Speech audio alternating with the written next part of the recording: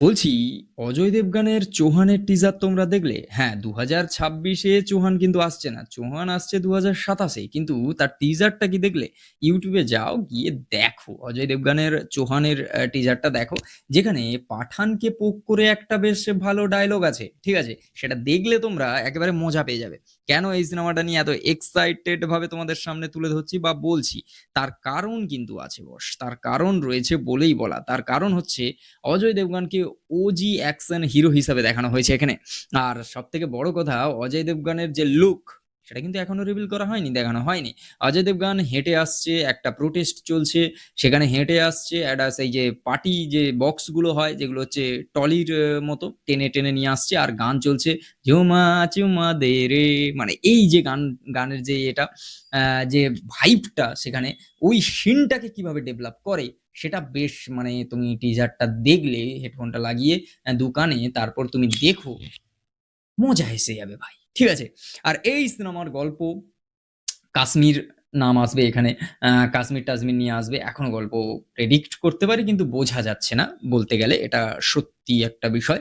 আর তার থেকেও বড় বিষয় হচ্ছে অজয় দেবগানকে এতদিন পর, ওই অজয় দেবগানের এখানে একটা কাটার মতো ইয়ে, তারপর তোমার তার যে চোখ, ওয়াহ!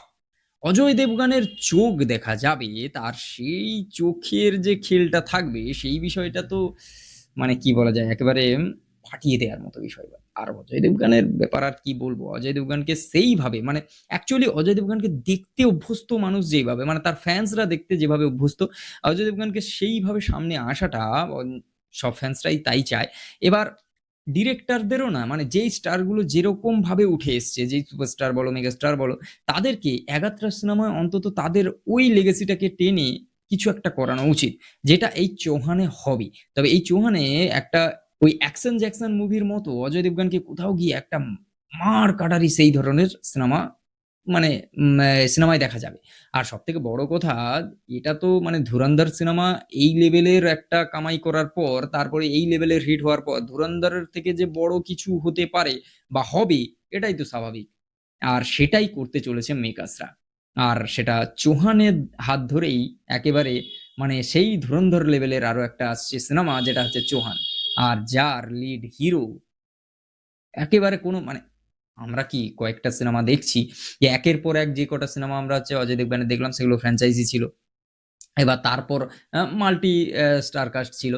সেগুলো সবকিছু ছেড়ে এমন একটা সিনেমা, যেখানে হচ্ছে শুধু অজয় দেবগানের সিনেমা বলা যায়, আর সেখানে O G action hero Ajay Devgan ফিরছে চৌহানের হাত ধরে, আই মিন চৌহানের হাত ধরে না, চৌহান সিনেমা নিয়ে।